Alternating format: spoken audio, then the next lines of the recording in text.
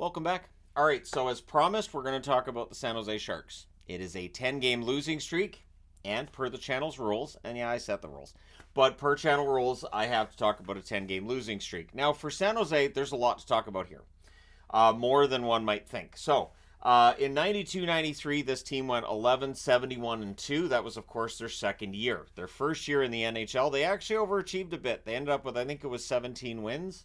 That was the season where, going into it, people had said this San Jose team looks terrible. They're going to have a hard time reaching the 8-win mark that the Washington Capitals had in 74-75. But yeah, they did all right the first year, and then the second year, kind of a disaster. So it was an 84-game schedule that season. They ended up with 24 points in those 84 games. So where they're at right now is 9-27-3. So they're not in any danger, really, of ending up with less than 11 wins unless they only win one game the rest of the season. And as dark as things may look right now for San Jose, they will put wins together again.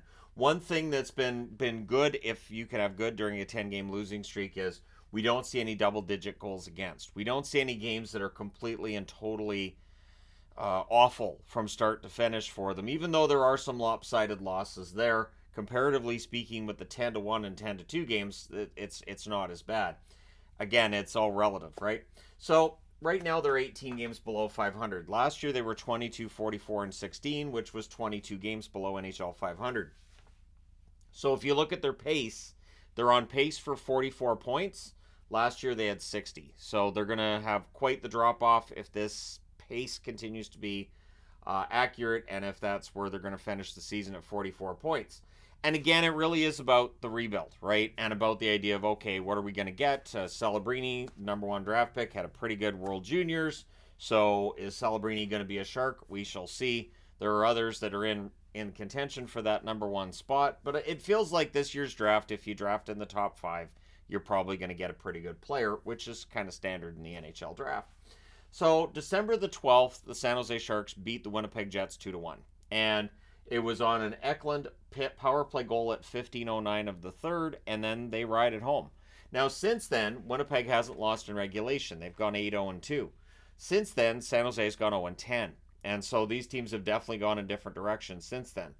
It feels like that game was a wake-up call for the Jets a little bit, and I don't know what happened to San Jose other than they kind of turned back into the Sharks. Something I've said about the Ducks, too, there's certain points over the last month and a half where they're the Ducks, and it's kind of fallen apart. So, in their first game of this 10-game losing streak, they're on the road, they're in Arizona, they lost 1-0. So, it's a close game. And for Kakinen, he had a good game, 23 saves on 24 shots. So, nothing really awful there. Then they go to Denver, they lose 6-2. It's the Avs. The Avs are capable of putting up 6 goals. Last night, they put up 5 on Dallas. Colorado has very good offense. Tomas Hertl with the 2 goals for San Jose in that game. Blackwood saved 23 out of 28. So for Blackwood, rough night, and his stats have definitely taken a hit during this 10-game losing streak. Then they come back home, and they lose against LA 4-1, because LA's road record, absolutely phenomenal. Although over the last month, LA has kind of become video-worthy for reasons of some mediocrity here and there. But McDonald had the only goal in that game against LA. He got that at 18:41 of the third, spoiling the shutout for David Riddick. Kakinen saved 35 out of 38 in that game. And again, San Jose gets on the board. It's not a blowout. Then also at home, they lose against Arizona. The second time in 4 games they lost against Arizona. It was a 5-2 loss.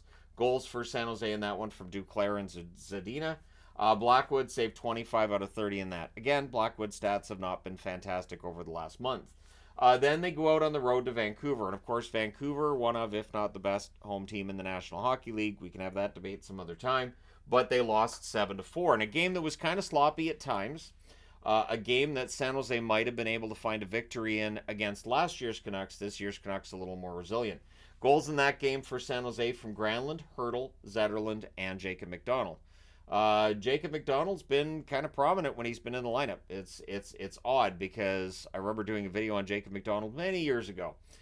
Blackwood, 19 saves on 25 shots. Not pertinent to this video, but it's noteworthy. So 19 saves on 25 shots for Blackwood as he plays in his second straight game.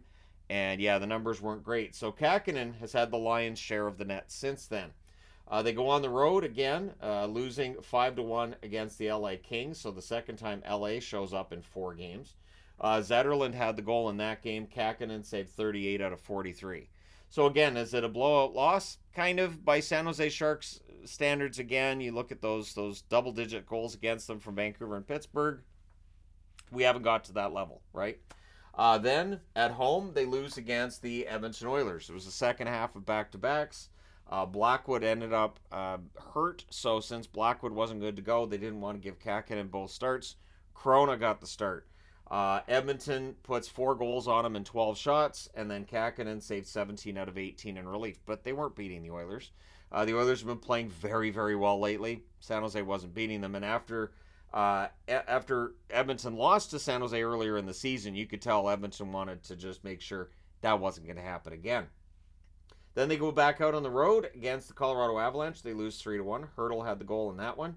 Kakkonen, 30 saves on 32 shots for the San Jose Sharks. So Kakkonen's numbers have been solid, and in that game, I mean, it's close until it's not, right? So there's a lot of empty net goals that have been scored against San Jose during this run too, meaning they were close enough to pull the goaltender. Then at home, they lose 5-3 against the Detroit Red Wings, a game that at points it looked like they might win. Goals from Zetterlund, Bailey, and Barabanov. Kakkonen, 26 saves on 30 shots. And then last night at home, they lose 2-1 against the Winnipeg Jets. Barabanov with the goal there, so Barabanov's on a 2-game goal scoring streak. Blackwood saved 28 out of 30. So a good start for Blackwood last night, although it's in vain as the Winnipeg Jets beat him, getting their measure of revenge, I guess, for the 2-1 loss that the Jets suffered on December the 12th. And I say I guess because it's only a 2-1 win. It was a very close game right up until the end.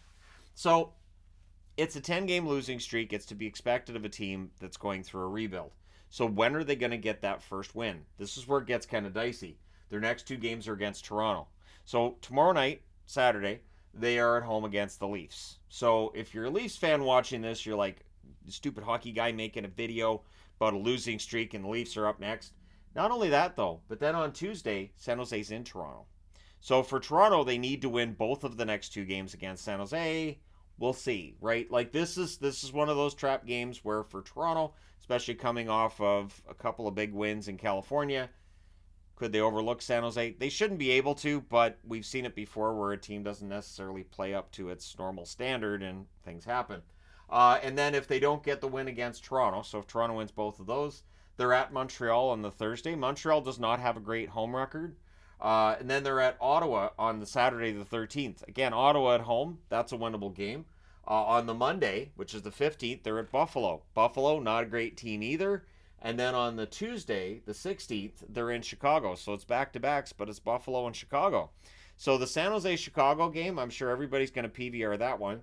But the reality is that, yes, San Jose could win at least a couple of games over this next short period. In fact, looking at their upcoming schedule where the next 4 are against Canadian teams, it reminds me of the Fool's Gold they had a couple of years back where they got off to a really good start, but it was just against Canadian teams. And then once they were playing U.S.-based teams, it all fell apart.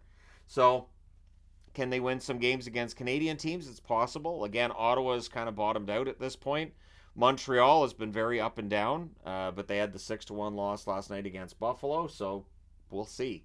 Now, over the 10 games that they've lost, Granlund's still been their leading scorer with a goal and 5 assists. So his scoring's dropped off. Ferraro has 6 assists, so Mario Ferraro's been producing. Hertl has 4 goals, no assists during that period. Zetterlund, 3 goals and an assist for them.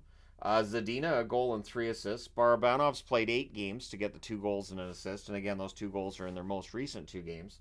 Eklund's played all 10 games. He only has 3 assists. He's a -10 over those 10 games. So Eklund had a good run going, and it's kind of fallen back off for him recently. Duclair, 9 games, 1 goal, 1 assist, 2 points in those 9 games. McDonald's played 4 games. He's had 2 goals in the 4 games he's played. And Emberson, 3 games, just 2 assists, and oddly, he's a +4.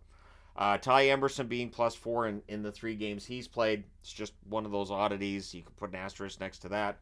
But Emberson was good last night. I thought he played well, and not necessarily surprised that his overall numbers aren't bad. Then you get to the guys who you're looking for when you're looking at the top scorers. Hoffman just has 1 assist. So Hoffman seemed to have things going, and he was heating up, and then it's gone ice cold for him again. So Hoffman, who very likely is going to be on the market at the deadline, and we'll talk about it, but Hoffman's got to start producing for there to be that interest at the deadline.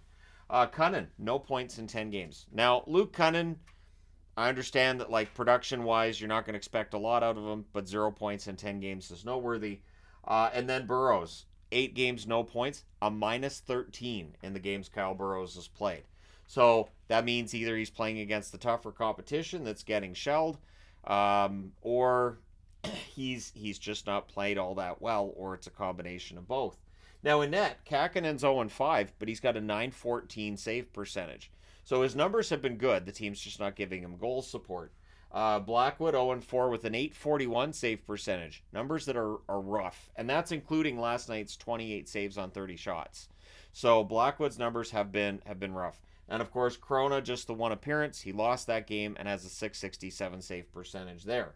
So if we're looking forward to the deadline, and it feels like with San Jose, this is the one team that we can confidently say, they're for sure going to be sellers. So looking at their UFAs, just the UFAs, LeBanc, $4.725 million.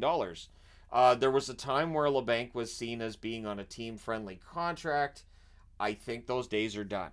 And I don't think that contract, even if you launder that through multiple teams, I don't see how you get that to a cap hit where a team's going to say, yeah, we'll take LeBanc. So I think LeBanc plays out the contract in San Jose. Hoffman, $4.5 million. Very similar story here. I don't know who's going to take on the Hoffman cap hit. For the San Jose Sharks, they do have $4.3 million, a little over $4.3 million in cap space. But while you can retain and launder in this and that, we'll see how it goes. Duclair, $3 million cap hit. If they retain half, I think there's teams that are going to be interested in Duclair. He has a lot of speed, and while the production may not be where you want it to be right now, I do think he would be a target come trade deadline. He may not be an A target for a team, but he could be a B target for a team for sure. Barabanov, $2.5 million is the cap hit there. If he can stay healthy between now and the trade deadline, I think there'll be some interest. Bailey, $775,000. You know what? Justin Bailey's been quite good for San Jose. I don't know if he would crack most rosters though, and that's the honest truth. Bailey's working really hard. I think he's done well. I think he's overperformed what we might have expected from Bailey since they signed him. But again, if he went to another team, odds are he probably ends up on waivers. Carpenter, $775,000 cap hit for him. Carpenter's been very quiet. I don't think there's a ton of interest there, but again, come trade deadline, we normally see a guy like him go for maybe a 6th or a 7th round pick. And then Kakinen, goaltender, $2,750,000. Kakinen's been playing well enough lately that I think there'd be interest, and I do think that Blackwood's probably the overall better of the two goaltenders, but is it tempting maybe for San Jose to look at giving him an offer and seeing how much money it would take to keep him for maybe a couple of years? You look at Montreal. Montreal's an example of a team that's rebuilding that hasn't sacrificed their goaltending for that. Maybe San Jose ends up following a similar pattern of keeping their goaltenders through the rebuild. Maybe you keep Kakinen. It'll be interesting to watch him at the deadline because, again, there's a lot of teams with goaltending uncertainty, and so I think he would attract some interest at the deadline. So when do they get that next win? Who do they get that next win against? I know a lot of people are going to say Toronto. I understand why people say Toronto. I get it. You get a bow from me. For me, I think the most obvious spot, it feels like the Ottawa game. It feels like they go into Ottawa, and the Sens just have been finding ways to lose lately, and we'll see. But let me know your thoughts. Where do they get that first win? And how many points do they end up with this year? Do they end up with that 44 they're on pace for, or are they going to end up in the 50 to 55 range? Let me know your thoughts. Hit like and subscribe. Could they end up with less than 44 points? You can let me know that as well. But hey, thank you guys so much for all your support as always. I will talk to you again